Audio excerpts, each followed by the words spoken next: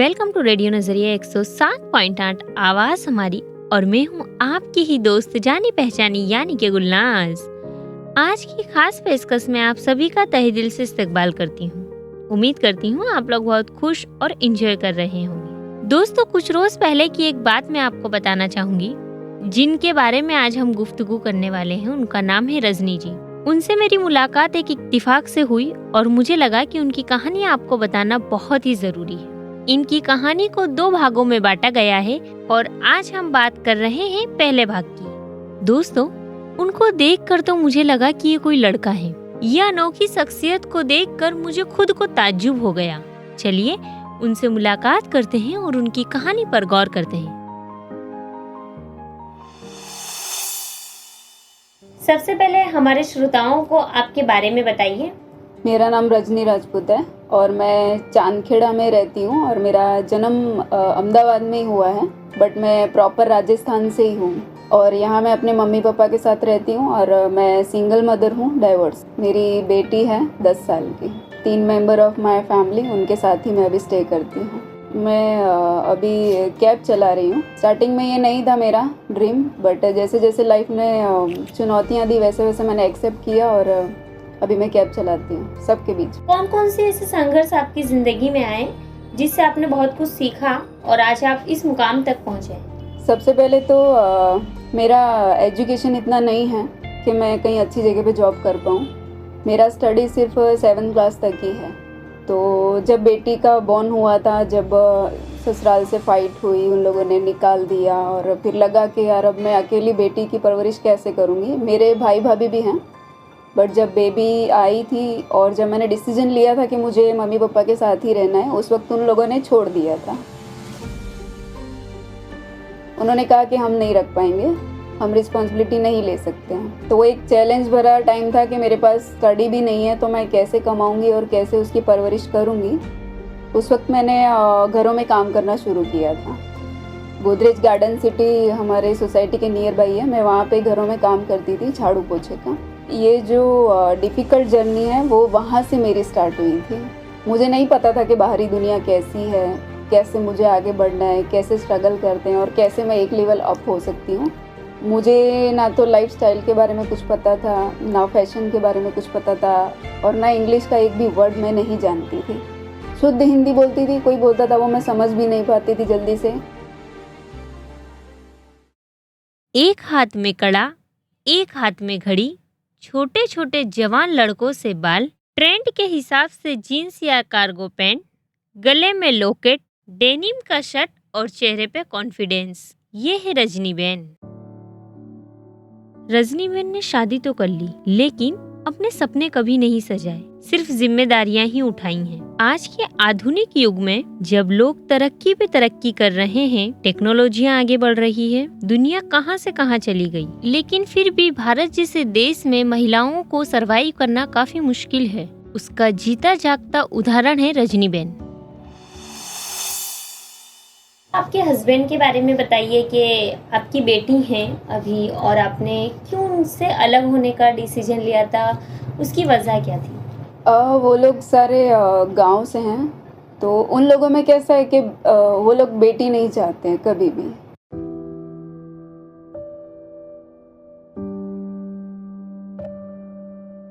उनको यही रहता है कि लड़का ही आए। तो जब बेटी आई थी तभी उन लोगों ने कह दिया था कि अगर इसे रखना है तो घर में एंट्री नहीं हो पाएगी आपकी। फिर मैंने सोच लिया कि ठीक है, ये नहीं आ सकती तो फिर मैं भी नहीं आ सकती, मुझे भी नहीं आना है। और दूसरी बात ये कि जिस इंसान से मैं ओपनली कहूँगी ताकि सब लड़कियाँ ये सुने और जाने कि जिससे मेरी शादी हुई थी उसके पास अलावा अच्छाई के हर गुण था जो मैं तो क्या दुनिया की कोई भी लड़की बर्दाश्त नहीं कर सकती है।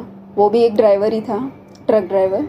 तो बाहर जाना, तो यही रीज़न था कि मैंने जब बेटी आई तब मैंने डिसीजन ले लिया कि अब नहीं सहन करूँगी मैं, अब मैं खुद के पैरों पर खड़ी होंगी। एक्चुअली मेरी जो बड़े सिस्टर हैं वो हैंडीकैप हैं, वो चल नहीं सकते हैं, तो शादी उनकी फ़िक्स हुई थी। होता है ना हमारे राजपूतों में कैसा होता है कि अगर एक बार आपकी शादी फ़िक्स हो गई है, कार्ड छप चुके हैं, पूरा परिवार आपका जान चुका है कि आपकी बेटी की शादी है 15 दिनों के बाद में, उसके बाद अगर आप कुछ भी करोगे तो बहुत बड़ी बदनामी होती है।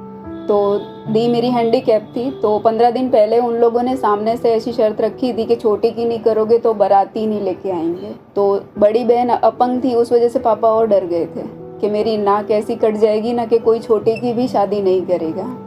तो उस डर में आके मेरे पापा ने दोनों को कुएं में धकेल दिया था बिना कुछ सोचे समझे। उस वक्त मैं अभी बहुत छोटी थी, उस वक्त मैं 17 साल की थी। तो मुझे भी कुछ समझ में नहीं आया था कि मेरी शादी हो रही है नहीं हो रही है। मैं तो लाइक जैसे एक चाइल्ड होता है ना, मंडप में खेल रहा है कूद रहा है, मुझे यही नहीं पता थी कि अगले दिन मेरी बारात आनी है।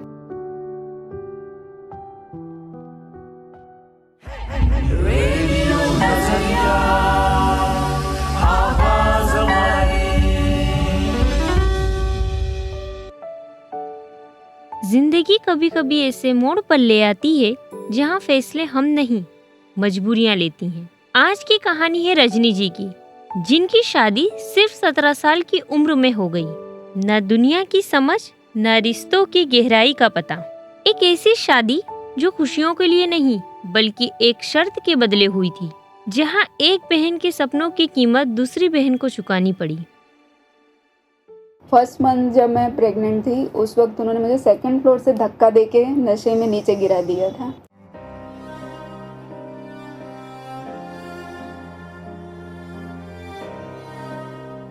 इतना भी इनफ नहीं था।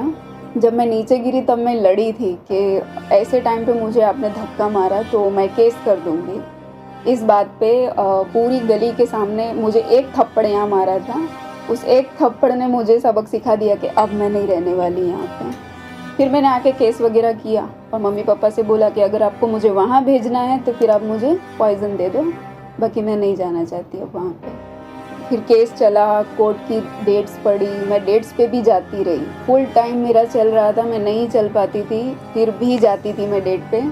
मुझे देख के जज को दया आती थी, वो उनको बोलते थे कि तुझे शर्म आनी चाहिए, पर उन लोगों को नहीं दया आई। उन लोगों ने उस वक्त भी ब्लेम लगाया कि ये जो लेके घूमती है ये हमारा थोड़ी है, हमारे घर से तो अच्छी भली गई थी। तो काफ़ी सारी ऐसी चीज़ें थी जिन्होंने मुझे मजबूत कर दिया कि भाई नहीं अब नहीं रह सकती मैं। लास्ट में आके मैंने केस भी विड्रॉ कर लिया।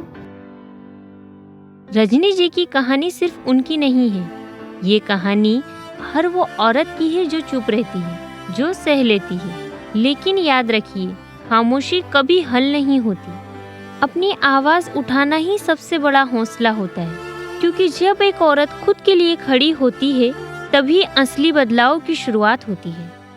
अभी मेरी बड़ी बहन के भी बेटी हुई है, अभी 2 महीने की हुई है वो। तो बुलाया था, तो एक रिवाज होता है ना, जियाड़ा देने जाते हैं। हाँ। तो मैं, मेरे भैया भाभी, हम सभी लोग गए थे देने के लिए। तो जो सिस्टर इन लॉज थे वहाँ के सब वो आए हुए थे। तो उन लोगों ने मेरी बेटी को देख के बोला कि उनका नाम धर्मवीर है मेरे हस्बैंड का। तो उन्होंने कहा कि धर्मवीर की लड़की तो बहुत बड़ी हो गई है, अब तो इसकी शादी करनी पड़ेगी, लड़का देखना पड़ेगा। खाने की थाली छोड़ के लड़की मेरी खड़ी हो गई और उसने कहा कि ये होते कौन है ऐसा बोलने वाले। उस वक्त मैंने उसे चुप कराया था कि इट्स ओके, वो बोल रहे हैं, कर नहीं देंगे, करूँगी तो मैं। तो उस वक्त वो इंसान भी वहीं पे था। तब वो आया कि हाँ मैं अब लड़का देखता हूँ। उस वक्त मेरी लड़की ने उसको खड़े होकर जवाब दिया कि तू होता कौन है, कौन है तू, मैं तुझे जानती हूँ। आज बोला, आज के बाद बोलना मत, मेरी माँ करेगी जो करेगी। उस वक्त मुझे बहुत अच्छा लगा कि बहुत सही जवाब दिया तूने। और खाने के बाद में एक नेक देते हैं कन्या को। तो जब मेरी बेटी को 10 रुपये दिए गए तो मेरी बेटी ने उठ के 10 उसी को वापस दे दिए कि तू खर्च कर लेना। ऐसे 10 रुपये मैं दिन में 100 बार वापरती हूँ।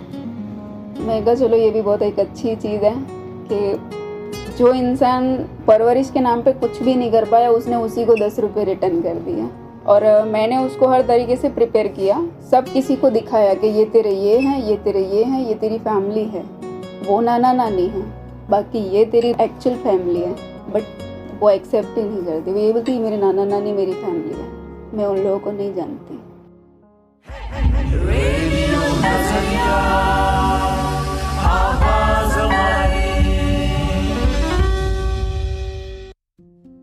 रजनी जी की कहानी हमें ये सिखाती है, अगर हौसला हो तो रास्ते खुद ब खुद बन जाते हैं, और अगर इरादे मजबूत हो तो कोई भी तकलीफ हमें रोक नहीं सकती है।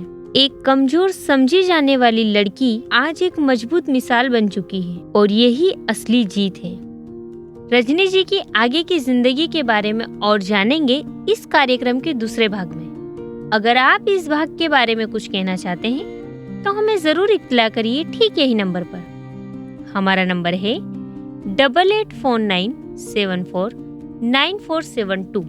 मैं रिपीट कर रही हूँ 8849749472 पर आप हमें कॉल कर सकते हैं, मैसेज कर सकते हैं। साथ ही में आप हमें सोशल मीडिया पर फॉलो करिए। सिर्फ सर्च करना होगा रेडियो नजरिया 107.8। आपकी बात, आपकी आवाज हमारे लिए बहुत महत्व रखती है। सुनते रहिए रेडियो नजरिया 107.8, आवाज हमारी, मेरा तारुफ गुलनाज। रेडियो नजरिया।